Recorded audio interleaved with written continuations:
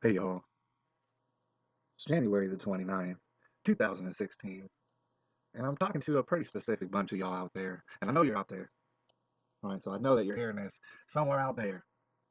All right, uh, just to describe you a little bit, you go around, and from friends to strangers to all sorts of people around you, they really take a liking to you. All right, it's nothing but smiles and giggles every time you're around. All right, however, you have maybe friends or family, close friends and family, more so family, who think that you're a nutball. They think some of the news you've been getting, some of the things you talk about, make you dangerous, perhaps, maybe potentially violent or something, because they're not understanding that ignorance does not save you. It's not a blanket on you. It's not that you're angry because you are angry, but it's that you're aware that bad things are being done, and they're posting threats. They're posting threats not only to you, but to the people you love. So that's making you angry. However, if you're like me, and I'm talking to y'all out there, you don't let it get to you. You remain focused. You want to battle against these no good pieces of garbage, perverted garbage, trying to run over you and your family's rights. All right, but you keep cool about it. You still remain having a sense of humor. You live your life. You love the people around you as good as you can. All right. I'm talking to y'all out there.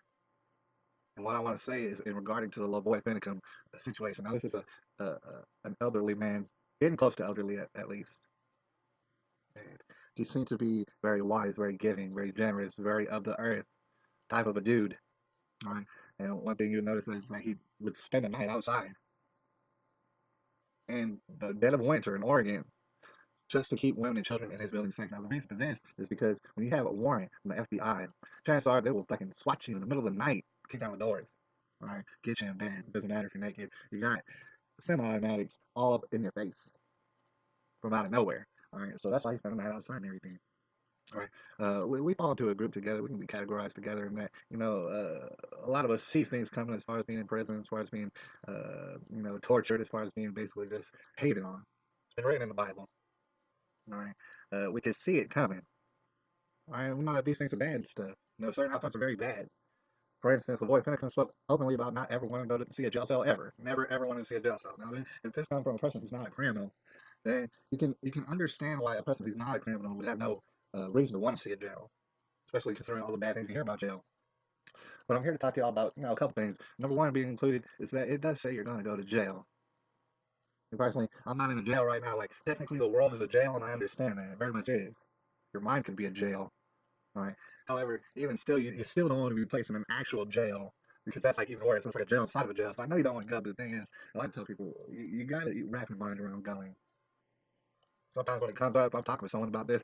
I mentioned how I'm trying to wrap my mind around going to jail, be put in jail, and people around me they'll be like, why do you think be put in jail? You're not a criminal. You're not a bad guy. And sometimes I look back and I don't know what to say, but sometimes I just say, you do not have to be a bad guy or anything like that to go to jail. You're wrapping your head around that right now. I'm saying we need to take time right now, all of us, to continue to wrap our heads around the fact you do not have to be a bad person to go to jail. You do not have to commit crimes. What they need is a warrant. They've been getting them like crazy nutballs. All right. So you need to forget all of that. I mean, a perfect example of that is I always like to think about at Tupac. Never made sense. He went to jail. It's like you're talking about a person raping someone. I don't think Tupac would have to rape no one. In fact, I'm pretty sure of it. I'm pretty sure he had a gun coming at him from every which angle. Right. So it just takes a special person to be able to rape, even though you're getting it like all from every angle. All right. If you know what I'm saying, it would take a very special person to do that. And I don't think Tupac had that in him. He's not a raper. But he went to jail. Say he wasn't such a bad guy, but he was misunderstood. He went to jail. A lot of people think he was bad. All right. But he's one microcosm. It's happened to hundreds and thousands of people. If you think about the history of the earth, and you think about how many people have gone to jail and not done nothing, you talk about millions. Right? So it's been done before. It's been done by little girls before. You need to start wrapping your head around going to jail, sometimes for no good reason. All right. That being said, all right. Switch back over to Lavoy Finnegan. Remember, he said he didn't want to go to jail at all.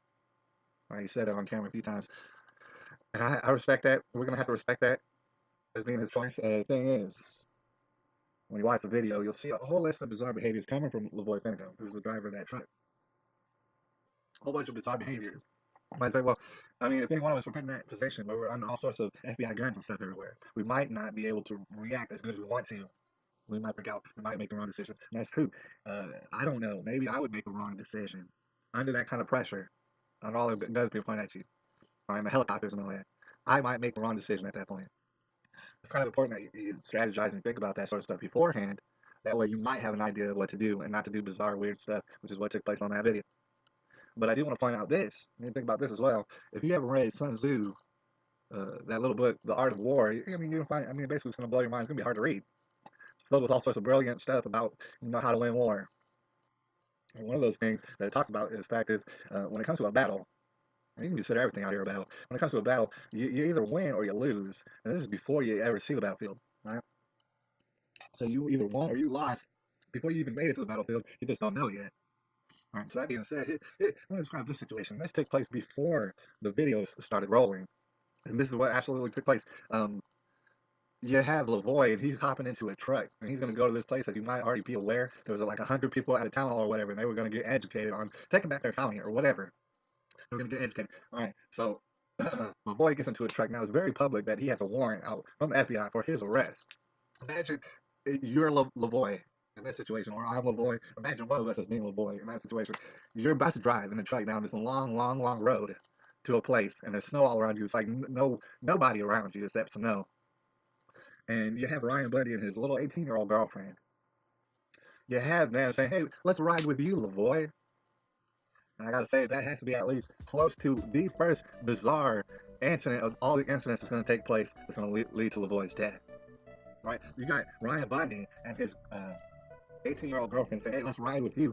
At that point, if you were thinking clearly and you're Lavoy, you know you got a warrant out on your head. You've been sleeping out in the snow. You know what I'm saying? Because the FBI has a warrant on you. You might want to say, hey, listen, I'm going to ride alone. That's what we have to wrap our heads around. If you're going to be smart about what you're doing, if you have warrants on your head, or if you think someone's going to come get you, what you need to do is ride alone. You say, nah, check this out. Y'all squeeze into the other vehicle because the FBI wants my ass, all right? So, hell no, you ain't riding with me. And you're certainly not falling asleep on your boyfriend's shoulder while we're going down this extremely long road and the FBI has a warrant on me. And they've been watching us like fucking crazy nutballs. All right, so that would never happen. It's like, he was not under pressure at that point. He should have made the right decision, and at the very least, he made the wrong decision. This old man did not want to go to jail. Can't blame him. The thing is, a lot of people go to jail. We're gonna have to wrap our heads around it. We're gonna have to be men and women about it. And you're gonna have to go in alone and stuff. Here's the thing, man. If I was driving down that road, I would say, first of all, no, get the fuck up out of my truck. I'm riding alone. Not only that, I'm gonna write in big letters down the side of the truck, unarmed. I have no guns.